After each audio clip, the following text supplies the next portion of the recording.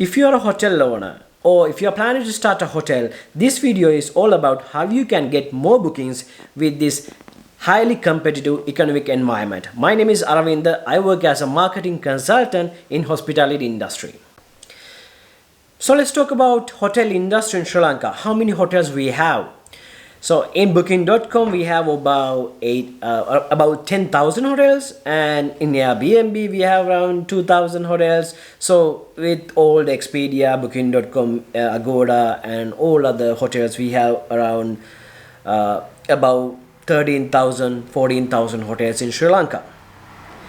And now the most important part is how you are surviving in this market. Do you have more bookings? Or is it the same? Like, do you grow your business, or do you have enough bookings? How was your revenue compared to 2018 to 2019?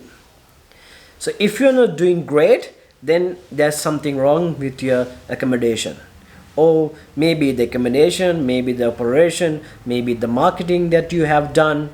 So there's something wrong in your property. And I strongly aware that out of these 12,000 hotels, maximum of 200 to 300 hotels are actually using the right techniques to get their hotels occupied.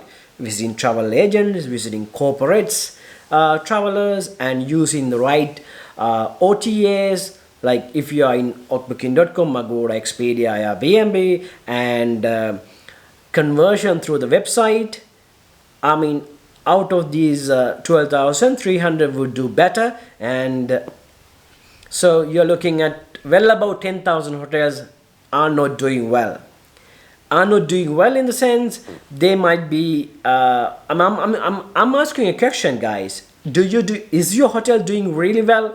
Like when you compare to the revenue that you had 2018 and 2019, is that the same revenue that you're making? Is that better, or is that a drawback? I know most of the boutique hotels and other hotels, what their main revenue income is listing your hotel into the OTA. I would say most of the 10,000 hotels in booking.com, they out of 10,000, probably like 1,000 hotels would have a websites, and others would not have any kind of a marketing activities. They will entirely depend on OTAs. But there are so many other ways that you can actually bring travelers to your hotel. For example, what you can do. I mean, let's talk about Candy. For example, let's talk about Candy. Is better. So Candy, there are almost over 1,000 hotels. So if a customer comes to Candy, he has 1,000 travel choices to make, and so this is where you can differentiate your property, how to get the booking, but it's about how you can get it. So let's talk about how a traveler would do a booking. Number one, they would call a travel agent and do a hotel booking, or they would come direct to your hotel, and this is called FIT, and they would do the booking.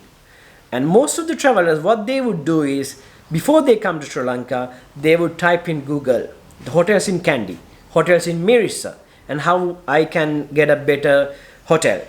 So whatever comes in Google, they will go through it. These are called meta search. Then if they like the hotel, they would research a little bit about in TripAdvisor and booking.com, Agoda, Expedia, and they will kind of do a small research whether the money that they are paying for, is it worthy for you to stay in that person to stay in that hotel.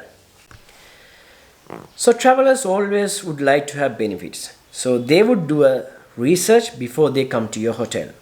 Once they finalize the hotel, they would select which method they are going to book the hotel.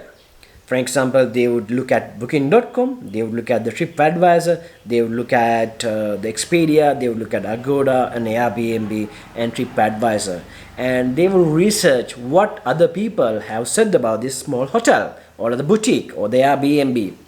Then they would do the booking. If he's a fan of booking.com, or they would go with the booking.com. If they're fan of Agoda, they will go to the Agoda. And if they're fan of Expedia, they'll go to Expedia. But having said that, it's all depend on the price.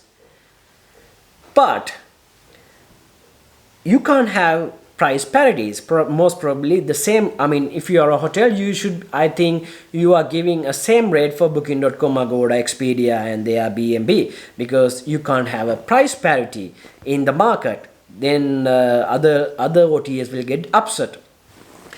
But you have your own website. What you can do is giving a tangible value for the traveler. For example, you give the same rate, booking.com, Agoda, Expedia, in your direct website, but you give a tangible value. Tangible value could be a half, for example, one night stay. If you stay 2 nights, give 1 night stay.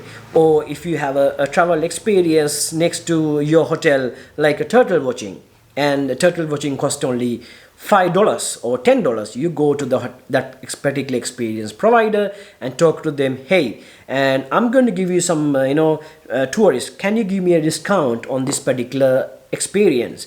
Then they would say, okay, why not, I need some more travelers. I would give 50% off from the bookings that come from your hotel. What you can do is you can go into the website and say, book from the same price, we would give you 50% off from my experience next to my hotel. Where is the traveler going to book the hotel? Which method? Which OTA? From the direct website. So this is how the traveler is going to book, because they always want to give tangible values. So if you are a hotel, and if you are a smart hotel, and if you are a smart hotel owner, and this is how you can actually convert these OTA bookings to your website. Because I know everybody knows that you are paying around 15 to 18% in booking.com, Expedia and all the other OTAs. So use these OTAs, online travel agents, as a method of giving more visibility in your hotel. But use a direct website to convert those your lookers to bookers, giving tangible values. So let's talk about the rating. If your hotel is not doing at least minimum of 7.5 in booking.com, or at least very good in TripAdvisor, there is something wrong in your property.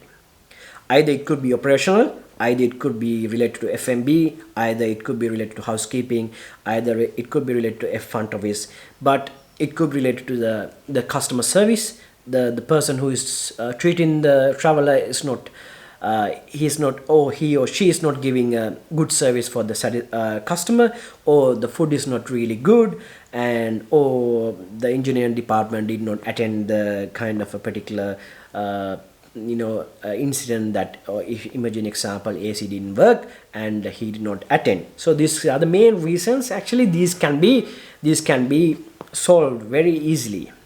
So imagine if most of the hotels, their customers say, I have a hotel, it is a bit far away. So people always tend to say, my location is a bit far, so I always get less rating. But how you can resolve this problem?